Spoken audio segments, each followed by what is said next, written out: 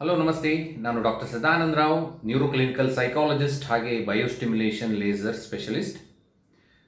ಇತ್ತೀಚೆಗೆ ಅತಿ ಸಣ್ಣ ವಯಸ್ಸಿನಲ್ಲಿ ಹಲವಾರು ಜನರಲ್ಲಿ ಹೃದಯಾಪಘಾತಗಳು ಹೆಚ್ಚಾಗ್ತಾ ಇದೆ. ಹಾರ್ಟ್ ಅಟ್ಯಾಕ್ ಅಂತಕ್ಕಂಥದ್ದು ತುಂಬಾ ಜಾಸ್ತಿಯಾಗಿ ಕಾಣಿಸ್ತಾ ಇದೆ.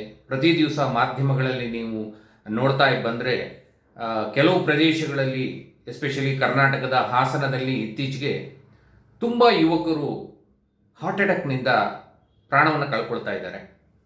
ಯಾಕೆ ಈ ಥರ ಆಗ್ತಾ ಇದೆ, ಏನು ಕಾರಣಗಳಿರಬಹುದು ಅಂತಕ್ಕಂಥದ್ದನ್ನು ಪತ್ತೆ ಹಚ್ಚುತ್ತಾ ಹೋದರೆ ಇದರಲ್ಲಿ ಬಹಳ ಮುಖ್ಯವಾದಂತಹ ಒಂದು ಕಾರಣ ಅಂತ ಹೇಳಿದ್ರೆ, ವೈಜ್ಞಾನಿಕ ಯುಗದಲ್ಲಿ ಅತಿಯಾದಂತಹ ಎಲೆಕ್ಟ್ರಾನಿಕ್ ಉಪಕರಣಗಳನ್ನು ಅತಿ ಹೆಚ್ಚು ಬಳಸ್ತಿರ್ತಕ್ಕಂಥದ್ದು ಬಹಳ ಮುಖ್ಯ ಕಾರಣ ಅಂಥೇಳಿ ಹೇಳಬಹುದು. ಉದಾಹರಣೆಗೆ ಲ್ಯಾಪ್ಟಾಪ್ ಆಗಿರಬಹುದು, ಕಂಪ್ಯೂಟರ್ಗಳಾಗಿರ್ಬೋದು, ಅಥವಾ ಮೊಬೈಲ್ ಅಂತೂ ಯಾವ ರೀತಿಯಲ್ಲಿ ಬಳಕೆ ಆಗ್ತಾ ಇದೆ ಅಂತಂದರೆ, ಅತಿ ಹೆಚ್ಚು ಸಮಯವನ್ನು, ದಿನದ ಸಮಯವನ್ನು ಮೊಬೈಲ್ ಅನ್ನು ಯೂಸ್ ಮಾಡೋದು, ಅದರ ಬಳಕೆಯಿಂದನೇ ನಮಗೆ ದೈಹಿಕ ಮತ್ತು ಮಾನಸಿಕ ತೊಂದರೆಗಳು ಕಾಣಿಸ್ಕೊಳ್ತಾ ಇದೆ ಅಂತೇಳಿ ಹೇಳ್ಬೋದು.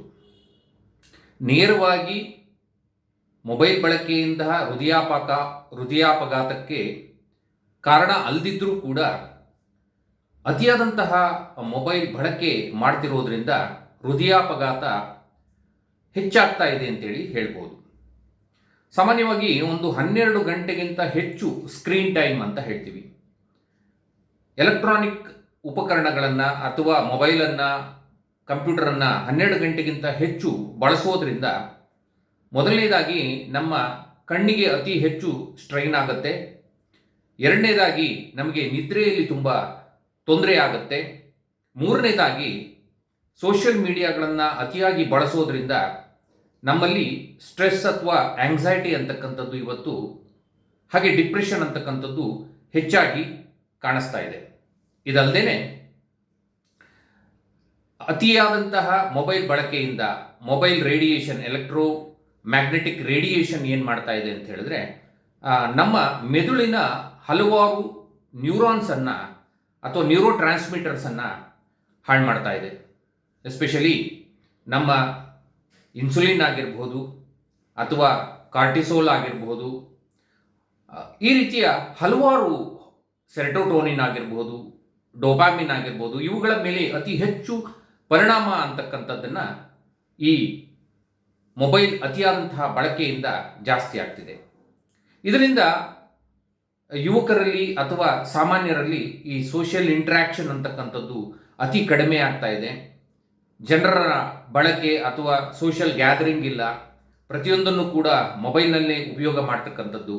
ಈ ಎಲ್ಲ ಕಾರಣಗಳಿಂದ ಏನಾಗ್ತದೆ ಅಂತ ಹೇಳಿದ್ರೆ, ನಮ್ಮ ಕಾಗ್ನೇಷನ್ ಅಂತ ಹೇಳ್ತೀವಿ, ಅಂದರೆ ನಮ್ಮ ಕಾಗ್ನೇಟಿವ್ ಫಂಕ್ಷನ್ಸ್ ಎಲ್ಲ ವ್ಯತ್ಯಾಸ ಆಗ್ತಾ ಹೋಗ್ತಾ ಇದೆ.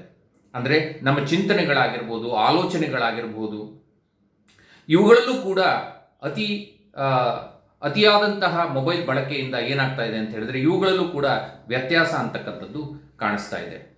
ಅತಿ ಹೆಚ್ಚು ನಾವು ಮೊಬೈಲ್ ಬಳಸ್ತಾ ಹೋದಾಗ ಊಟದ ಬಗ್ಗೆ ಗಮನ ಇಲ್ಲ. ಅದ್ರ ಜೊತೆಗೆ ಮೊಬೈಲ್ನಿಂದ ಈ ಅತಿಯಾದಂಥ ಬಳಕೆ ಮಾಡೋದ್ರಿಂದ ಅದ್ರ ಜೊತೆಗೆ ಅಡಿಕ್ಷನ್ಸ್ ಆಗಿರ್ಬೋದು, ಸ್ಮೋಕಿಂಗ್ ಆಗಿರ್ಬೋದು, ಆಲ್ಕೋಹಾಲ್ ಅಡಿಕ್ಷನ್ಸ್ ಆಗಿರ್ಬೋದು, ಇವುಗಳು ಏನು ಮಾಡ್ತಾ ಇದೆ ಅಂತ ಹೇಳಿದ್ರೆ, ನಮಗೆ ಸಂಪೂರ್ಣವಾಗಿ ನಮ್ಮ ದೇಹದ ಆಕ್ಟಿವಿಟೀಸನ್ನು ಕಡಿಮೆ ಮಾಡ್ತಾ ಇದೆ.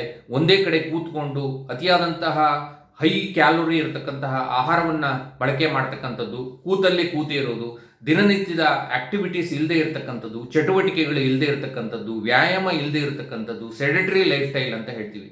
ಅತಿಯಾದಂತಹ ಬೇಡದಿರೋದ್ರ ಬಗ್ಗೆ ಯೋಚನೆ ಮಾಡ್ತಕ್ಕಂಥದ್ದು, ಮಾಧ್ಯಮಗಳಲ್ಲಿ ಬರ್ತಕ್ಕಂತಹ ಪ್ರತಿಯೊಂದು ಸುದ್ದಿಯನ್ನು ಅಥವಾ ವಿಷಯವನ್ನು ಅತಿ ಹೆಚ್ಚು ತನ್ನ ಮನಸ್ಸಿಗೆ ತೆಗೆದುಕೊಳ್ತಕ್ಕಂಥದ್ದು. ಇದರಿಂದ ಏನಾಗ್ತಾ ಇದೆ ಅಂತ ಹೇಳಿದ್ರೆ, ಒತ್ತಡ ಜಾಸ್ತಿ ಆಗ್ತಿದೆ, ಆಂಗ್ಸೈಟಿ ಜಾಸ್ತಿ ಆಗ್ತಿದೆ, ಡಿಪ್ರೆಷನ್ ಜಾಸ್ತಿ ಆಗ್ತಾ ಇದೆ. ಇದರಿಂದ ಹೃದಯಾಪಘಾತವು ಕೂಡ ಅತಿಯಾಗಿ ಜಾಸ್ತಿಯೇ ಆಗ್ತಿದೆ ಅಂತ ಹೇಳ್ಬೋದು. ಯಾವಾಗ ನಮ್ಮ ಹಾರ್ಮೋನಲ್ಲಿ ವ್ಯತ್ಯಾಸ ಆಗ್ತಾ ಹೋಗುತ್ತೋ ಪ್ರತಿಯೊಂದು ಕೂಡ ದೇಹದ ಆರ್ಗನ್ಗಳಿಗೂ ಕೂಡ ತೊಂದರೆ ಆಗ್ತಾ ಬರುತ್ತೆ. ಎಸ್ಪೆಷಲಿ ಇನ್ಸುಲಿನ್ ಆಗಿರ್ಬೋದು, ಕಾರ್ಟಿಸೋಲ್ ಆಗಿರ್ಬೋದು, ಸೆರೋಟೋನಿನ್ ಆಗಿರ್ಬೋದು, ಡೋಪಾಮಿನ್ ಆಗಿರ್ಬೋದು, ಈಸ್ಟ್ರೋಜನ್ ಆಗಿರ್ಬೋದು, ಇವು ಎಲ್ಲ ಹಾರ್ಮೋನ್ಗಳಲ್ಲೂ ಕೂಡ ಅತಿಯಾದಂತಹ ಮೊಬೈಲ್ ಬಳಕೆಯಿಂದ ತೊಂದರೆ ಆಗ್ತಿದೆ ಅಂತೇಳಿ ಹೇಳ್ಬೋದು. ಹಾಗಾಗಿ ಆದಷ್ಟು ಮೊಬೈಲ್ ಬಳಕೆಯನ್ನು ಎಲ್ಲರೂ ಸ್ಕ್ರೀನ್ ಟೈಮನ್ನು ಕಡಿಮೆ ಮಾಡಿ ಆದಷ್ಟು ಟೈಮನ್ನು ಇಂಟ್ರ್ಯಾಕ್ಷನ್ಸನ್ನು ಮಾಡಿ ಜನರ ಜೊತೆ ಸ್ನೇಹಿತರ ಜೊತೆ ಬೆರೀರಿ ಅಥವಾ ಬೇರೆ ಆ್ಯಕ್ಟಿವಿಟೀಸ್ನಲ್ಲಿ ತೊಡಗಿಸ್ಕೊಳ್ಳೋದು ಬಹಳ ಮುಖ್ಯ ಅಂತೇಳಿ ಹೇಳ್ತೀವಿ. ಈಗ ಓದುವ ಅಭ್ಯಾಸ ಸಂಪೂರ್ಣವಾಗಿ ಎಲ್ಲರಲ್ಲೂ ಹೊರಟೋಗ್ಬಿಟ್ಟಿದೆ. ಆ ನ್ಯೂಸನ್ನು ನೋಡೋದಾಗೋದಿರ್ಬೋದು ಅಥವಾ ಯಾವುದೇ ಒಂದು ಮಾಹಿತಿಯನ್ನು ಸಂಗ್ರಹ ಮಾಡಬೇಕಾದ್ರೂ ಕೂಡ ನಾವು ಒಳ್ಳೆಯದನ್ನು ಸಂಗ್ರಹ ಮಾಡ್ತಿದ್ರೆ ಪರವಾಗಿಲ್ಲ, ಕೆಟ್ಟ ಮಾಹಿತಿಗಳನ್ನು ಬೇಡದಿರ್ತಕ್ಕಂಥದ್ದು ಇವತ್ತು ಸೋಷಿಯಲ್ ಮೀಡಿಯಾದಲ್ಲಿ ಹೆಚ್ಚು ಹರಿದಾಡ್ತಿರೋದ್ರಿಂದ ಅವುಗಳನ್ನೇ ನೋಡ್ತೀವಿ. ಅದನ್ನು ಜೀವನಕ್ಕೆ ಅಡಾಪ್ಟ್ ಮಾಡ್ಕೊಳ್ಳೋದ್ರಿಂದ ನಮ್ಮ ಜೀವನವೂ ಕೂಡ ಹಾಳಾಗ್ತಾ ಇದೆ. ನಮ್ಮ ಜೀವನ ಶೈಲಿಯನ್ನು ಸ್ವಲ್ಪ ಬದಲಾವಣೆ ಮಾಡ್ಕೊಳ್ಬೇಕಾಗಿದೆ. ರಾತ್ರಿ ಮಲಗುವಾಗ ನಾವು ಮೊಬೈಲ್ನಿಂದ ದೂರ ಇರಬೇಕಾಗಿದೆ. ಹೆಚ್ಚಿಗೆ ಜನ ರಾತ್ರಿ ಮಲ್ಕೊಂಡು ಮೊಬೈಲನ್ನು ನೋಡ್ತಾ ಇರ್ತಾರೆ ಅಥವಾ ಬೆಳಗ್ಗಿಂದ ಸಂಜೆವರೆಗೂ ಮೊಬೈಲ್ನಲ್ಲೇ ಮುಳುಗಿ ಹೋಗ್ಬಿಟ್ಟಿರ್ತಾರೆ ಅಥವಾ ಇಂಟರ್ನೆಟ್ನಲ್ಲೇ ಮುಳುಗಿ ಹೋಗ್ಬಿಟ್ಟಿರ್ತಾರೆ. ಇದರಿಂದ ಸ್ವಲ್ಪ ಹೊರಗಡೆ ಬಂದು ಬೇರೆ ಆ್ಯಕ್ಟಿವಿಟೀಸನ್ನು ತೊಡಗಿಸ್ಕೊಳ್ಬೇಕು. ಇಲ್ಲ ಅಂತ ಹೇಳಿದ್ರೆ ಮುಂದಿನ ಫ್ಯೂಚರ್, ಮುಂದಿನ ಪೀಳಿಗೆ ಅಂತಕ್ಕಂಥದ್ದು ತುಂಬ ತೊಂದರೆಯನ್ನು ಅನುಭವಿಸಬೇಕಾಗುತ್ತೆ. ಇದರಿಂದ ಒಂದು ಕಾಯಿಲೆಯೂ ಬರ್ತಾ ಇದೆ, ಅದಕ್ಕೆ ನೋಮೋಫೋಬಿಯಾ ಅಂತೇಳಿ ಹೇಳ್ತೀವಿ. ಅಂದರೆ ಮೊಬೈಲ್ ನನ್ನ ಕೈಲಿ ಇಲ್ದಿದ್ದಾಗ ನನಗೆ ಅತಿಯಾದಂತಹ ಒಂದು ರೀತಿ ಚಡಪಡಿಕೆ ಶುರುವಾಗುತ್ತೆ, ವಿಡ್ರಾವಲ್ಸ್ ಬರುತ್ತೆ. ಆಗ ಏನೋ ದಿವಸ ಕಳ್ಕೊಂಡ್ಬಿಟ್ಟಿದ್ದೀನೇನೋ ಅನ್ನುವ ಒಂದು ಮನೋಭಾವ ಬರಲಿಕ್ಕೆ ಶುರುವಾಗುತ್ತೆ. ಕೈಕಾಲು ನಡತಕ್ಕಂಥದ್ದು, ಊಟವನ್ನು ತ್ಯಾಜ್ಯ ಮಾಡ್ತಕ್ಕಂಥದ್ದು, ಕೋಪ ಮಾಡ್ತಕ್ಕಂಥದ್ದು, ಎಲ್ಲರ ಮೇಲೆ ಸಿಟ್ಟು ಮಾಡಿಸ್ಕಂತಕ್ಕಂಥದ್ದು, ಆಂಗ್ಸೈಟಿ ಅಂತಕ್ಕಂಥದ್ದು ಜಾಸ್ತಿ ಆಗುತ್ತೆ, ಉದ್ವೇಗ ಜಾಸ್ತಿ ಆಗುತ್ತೆ. ಇದರಿಂದನೂ ಕೂಡ ಹಲವಾರು ಸರಿ ಆತ್ಮಹತ್ಯೆ ಮನೋಭಾವ ಕೂಡ ನನಗೆ ಮೊಬೈಲ್ ಕೊಟ್ಟಿಲ್ಲ ಅಂತ ಎಷ್ಟೋ ಮಕ್ಕಳು ಆತ್ಮಹತ್ಯೆ ಮಾಡ್ಕೊಳ್ತಕ್ಕಂತಹ ಸ್ಥಿತಿಗೂ ಇವತ್ತು ಹೋಗ್ತಾ ಇದೆ ಅಂತೇಳಿ ಹೇಳ್ಬೋದು.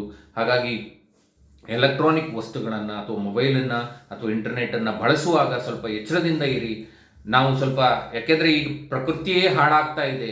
ನಾವು ಉಪಯೋಗ ಮಾಡ್ತಕ್ಕಂಥ ಆಹಾರ ಆಗಿರಬಹುದು, ನೀರಾಗಿರಬಹುದು, ಗಾಳಿ ಆಗಿರಬಹುದು, ಇದು ಯಾವುದೂ ಕೂಡ ಒಳ್ಳೆಯದಿಲ್ಲದೆ ಇರೋದರಿಂದ ಇದರ ಜೊತೆಗೆ ನಮ್ಮ ಲೈಫ್ ಸ್ಟೈಲನ್ನು ಕೂಡ, ನಮ್ಮ ಸೆಡೆಟರಿ ಲೈಫ್ ಸ್ಟೈಲನ್ನು ನಾವು ತುಂಬ ತುಂಬ ತುಂಬ ತುಂಬ ತುಂಬ ಹಾಳು ಮಾಡ್ಕೊಳ್ತಾ ಇದ್ದೀವಿ. ಇದರಿಂದ ನಾವು ಹೊರಗೆ ಬರಲೇಬೇಕು. ಸ್ವಲ್ಪ ಒಳ್ಳೆಯ ಅಭ್ಯಾಸಗಳು ಅಥವಾ ಒಳ್ಳೆಯ ಹವ್ಯಾಸಗಳು ಅಥವಾ ಒಳ್ಳೆಯ ವಿಷಯಗಳನ್ನು ತಿಳ್ಕೊಳ್ಳತಕ್ಕಂತಹ ಮನೋಪ್ರವೃತ್ತಿಗೆ ನಾವು ಹೋದಾಗ ಖಂಡಿತ ನಮ್ಮ ಈ ರೀತಿಯ ಸಮಸ್ಯೆಗಳಿಗೆ ಪರಿಹಾರ ಸಿಗಬಹುದು ಅಂಥೇಳಿ ನಾವು ಯೋಚನೆ ಮಾಡ್ತಾ ಇದ್ದೀವಿ. ಆದರೆ ಈಗ ಇದಕ್ಕೆ ಇನ್ನೂ ಹೆಚ್ಚಿನ ವಿಶ್ಲೇಷಣೆಯನ್ನು ಹೃದಯ ರೋಗ ತಜ್ಞರು, ಕಾರ್ಡಿಯಾಲಜಿಸ್ಟ್ ಅಂತಕ್ಕಂಥವ್ರು ನೀಡ್ತಾ ಹೋಗ್ತಾರೆ. ಬಟ್ ಯಾವುದೇ ವಸ್ತುವನ್ನು ಅತಿಯಾಗಿ ಬಳಸ್ತಾ ಹೋದಾಗಲೂ ಕೂಡ ನಮಗೆ ದೇಹದ ಎಲ್ಲ ಆರ್ಗನ್ಗಳಿಗೂ ತೊಂದರೆ ಆಗುತ್ತೆ ಅಂತೇಳಿ ಹೇಳ್ಬೋದು. ನಮಸ್ತೆ.